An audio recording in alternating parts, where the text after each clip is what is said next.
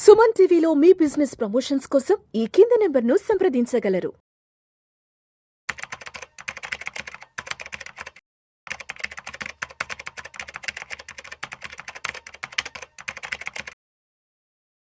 నమస్తే, నేను జీవి సత్యనారాయణ. ఈ వీడియోలో ఈ ఎపిసోడ్లో రిస్క్ ఉన్నా కానీ ఎలా ఇన్కమ్ ఎలా వస్తుంది, రాబడి ఎలా పెరుగుతుంది అనేది చూడాలి. అయితే రిస్క్లు 4 రిస్క్లు ఉంటాయి. నో రిస్క్ నో రిటర్న్స్, లో రిస్క్ లో returns, medium risk medium returns, high risk high returns. అంటే ఎవరైతే ఎక్కువ రిస్క్ తీసుకుంటారో ఎక్కువ రిటర్న్స్ వస్తాయి. నో రిస్క్, రిస్కే తీసుకోలేదు, రిటర్న్స్ కూడా రావు. అదేంటిది ఇదేంటిది చూద్దాం. నో రిస్క్, సపోజ్ ఇప్పుడు బ్యాంక్ ఉంది, పోస్ట్ ఆఫీస్ ఉంది, ఫిక్స్డ్ డిపాజిట్ ఉంది, ప్రావిడెంట్ ఫండ్ ఉంది. నో రిస్క్, రిస్క్ లేదు. నో రిటర్న్స్, రిటర్న్స్ ఎంత?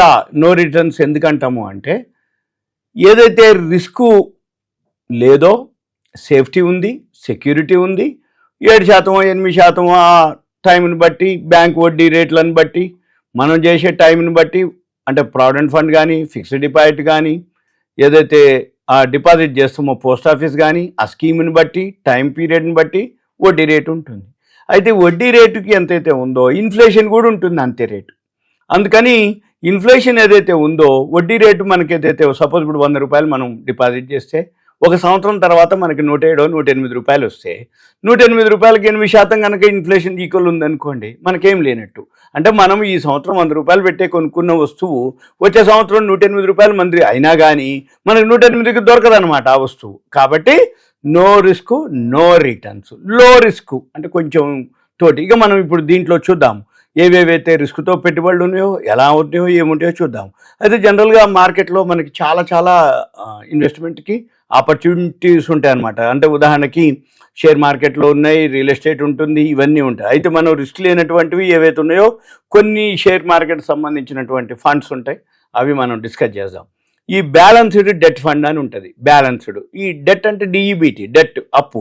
అయితే ఇవి కొంచెం ఎఫ్డి కంటే బ్యాంక్ వడ్డీ, పోస్ట్ ఆఫీస్ కంటే కొంచెం ఎక్కువ వస్తుంది, పెద్దగా రిస్క్ ఏమి ఉండదు. కాబట్టి బ్యాలెన్స్డ్ డెట్ ఫండ్స్ అని ఉంటాయి, అవి వేసుకోవచ్చు. అవి చాలా ఉన్నాయి. ఇప్పుడు మనం ఒక్కసారి moneycontrol.com వెబ్సైట్కి వెళ్ళండి, మీరు ఏ ఎకనామిక్ టైమ్స్ వెబ్సైట్కి వెళ్ళండి, ఏ వెబ్సైట్కి వెళ్ళినా money control, money.rediff.com, economic times, business line, business standard, financial express, NSC, BSC, ఇట్లా ఏ వెబ్సైట్కి వెళ్ళినా అక్కడ మ్యూచువల్ ఫండ్స్ అని ఉంటాయి. అక్కడికి వెళ్ళి మనం ఆ మ్యూచువల్ ఫండ్స్ మీద క్లిక్ చేస్తే డేటా అంతా మనకు వస్తుంది. ఇయర్లీ ఎంత రిటర్న్స్ వచ్చినాయి, 5 years, 1 month, 1 week, 2 months, 3 months, 10 years, long term, ఇట్లా అక్కడే మనకి మ్యూచువల్ ఫండ్ అక్కడ ఉంటాయి. అందులో మనం చూడవలసిన రేటింగ్ ఉంటుంది. 5 star, 4 star, 3 star, 2 star, single star. మనం అన్ని 5 స్టార్లు చూడాలి. మళ్ళీ 5 స్టార్లో కూడా ఈ ఏదైతే మనం చూడదలుచుకున్నామో, రిటర్న్స్ చూడదలుచుకున్నామో, ఈ అక్కడ మనం క్లిక్ చేస్తే ఇవి డేటా వస్తుంది. బ్యాలెన్స్డ్ డెట్ ఫండ్స్లో ఇవేంటంటే మ్యూచువల్ ఫండ్స్ కేటగిరీకి సంబంధించినటువంటిది. రిస్క్ పెద్దగా ఏమి ఉండదు, రిటర్న్స్ కూడా కొంచెం బ్యాంకు, ఎఫ్డీలు, పోస్ట్ ఆఫీసులు వాటికంటే కూడా కొంచెం ఎక్కువ వస్తుంది. ఇక నెక్స్ట్ డెట్ ఫండ్స్ అని ఉంటాయి, డిఈబిటీ, డెట్. ఈ డెట్ ఫండ్స్ ఏంటంటే ఈ ఫండ్స్ ఓన్లీ మన పైసలతోటి ఆ మ్యూచువల్ ఫండ్ గవర్నమెంట్ సెక్యూరిటీస్లోనే పెట్టుబడి పెడుతుంది. వాటిని ఏమంటారు, ట్రెజరీ బిల్స్ కానీ, ఫిక్స్డ్ ఇన్కమ్ వచ్చేటటువంటి వాటిలోనే ఈ డెట్ ఫండ్స్ ఉంటాయి.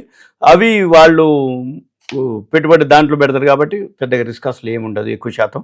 ఇది ఏమన్నా కానీ మంచి రిటర్న్స్ వచ్చే అవకాశాలే ఉంటాయి. అయితే ఇవన్నీ చూడాలి అంటే మళ్ళీ వీటితో పాటు debt funds, balanced debt funds అయితే ఇంకా రిస్క్ తక్కువ అనమాట. కొంచెం వీటికంటే ఎక్కువ వస్తుంది కానీ మరీ ఎక్కువ ఏం రాదు, ఇక కొంచెం ఎక్కువ వస్తుంది. మళ్ళీ బ్యాలెన్స్డ్లో ఇంకొంచెం ఎక్కువ వస్తుంది కానీ కొంచెం అటు ఇటుగా కూడా ఉంటుంది రిస్క్. తర్వాత ఈటీఎఫ్లు ఉంటాయి. ఈటీఎఫ్లు మాత్రం ఓకే, ఎక్స్చేంజ్ ట్రేడెడ్ ఫండ్స్ ఉంటాయి, నెంబర్ ఆఫ్ ఉంటాయి దీంట్లో.